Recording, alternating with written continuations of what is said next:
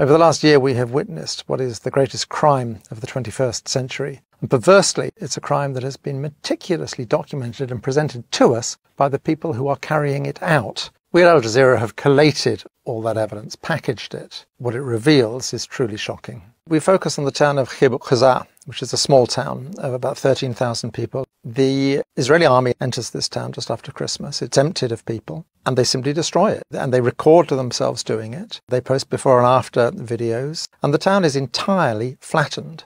There is no precedent for this in the whole history of the Israeli army. We have become addicted to explosions. The willful destruction of civilian property for punitive reasons, or even perhaps to create a buffer strip, is illegal. You can't do that. It's against international law.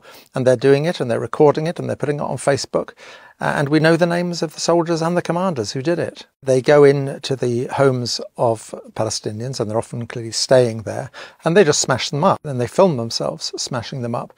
They also delight in going through women's underwear drawers, and this is a sort of recurring obsession.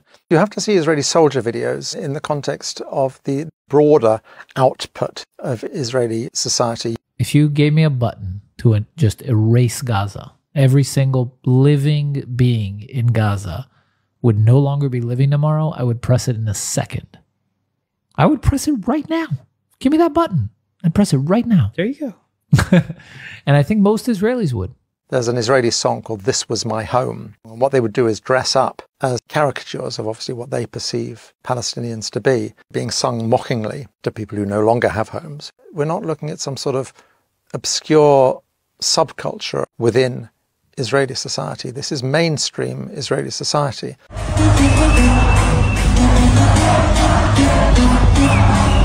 When people tell you who they are, believe them.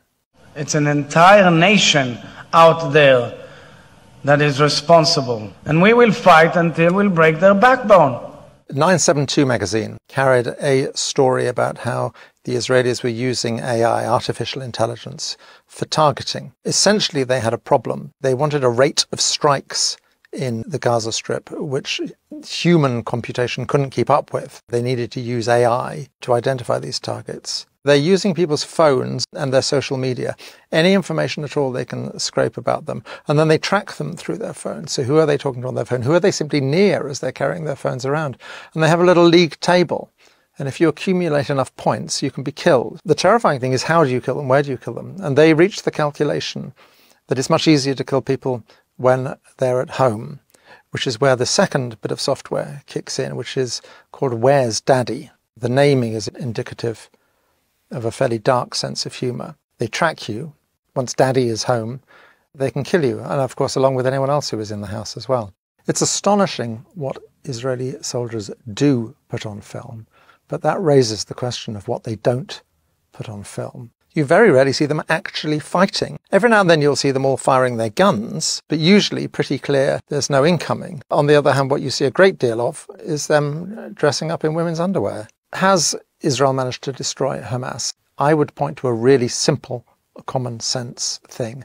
Israeli soldiers have posted thousands of videos online. The IDF, the Israeli army, repeatedly posts videos online. Scour those videos for the bodies of dead fighters, and there's remarkably few. I remember 20 years ago in Afghanistan when the Taliban fell, before the age of social media, and I remember making films about that, footage with piles of corpses. It's extraordinary how few dead Hamas fighters we are seeing. Another extraordinary facet of this conflict is the repeated attacks on hospitals. They have assaulted every single one of the 36 hospitals in the Gaza Strip. We have the films of Mohammed Al-Halou, a remarkable young journalist who really chronicled the whole story of the Nasser hospital. The Israelis are very keen to drive people taking refuge in the hospital out, to force them further south. They send a messenger into the hospital to order the people there to leave, and they use a detainee, And they've made it quite clear to him. They know who his mother is, where she is, and that she will be killed if he does not return. So he does return. They send him back because the people still aren't leaving. People aren't leaving because they don't trust the Israelis. One of the few people who does leave is his mother. She follows him out with a small group of other people, and he's killed in front of her eyes, having used him as a messenger, as a human shield, effectively. They simply shoot him. They shoot him 3 times in front of her eyes and kill him. What is extraordinary about so many of the soldiers' videos is the sense of impunity they have. One particular video is the 202nd paratroopers. When they left Gaza, individuals within that unit put together a video. It's like a commemorative video, and it's edited and it's set to music and so on. It's been up on YouTube now for 6 months. It includes 3 men, separate incidents, men who are shot by snipers. They are putting up the killing of people who are clearly unarmed. And for soldiers to post this in their own names shows a sense that they simply don't have to account for their actions at all. Deaths by snipers are very common in the Gaza Strip, and it's not just adult men. There's a particular shot of a child, a young boy, who was shot at the gates of the Nasser hospital. It's then too dangerous to collect the body. If you're a sniper, you know who you're shooting. You've got very good sights and you know perfectly well what you're looking at. Mohammed al-Helou, he is almost killed numerous times. One of the occasions is he's shot. He's wearing a flak jacket.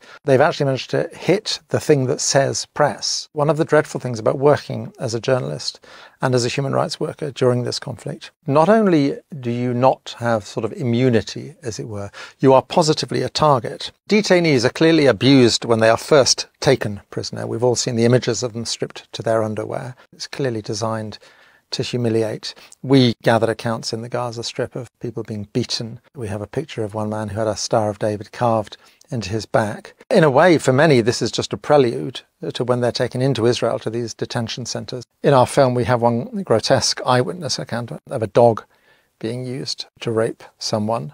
لفجأة جردوه من ملابسه السفلية. إجا كابتن كان موجود، إجا زي وضع مادة إشي حاجة إشي يعني على مؤخرة الشاب، وأطلقوا كان في كلب موجود، أطلقوا عليه الكلب. كلب هذا يعني كيف أقول لك، مش مارس الجنس، اغتصب الشاب، اغتصبوه في معنى الكلمة. UN report at the end of June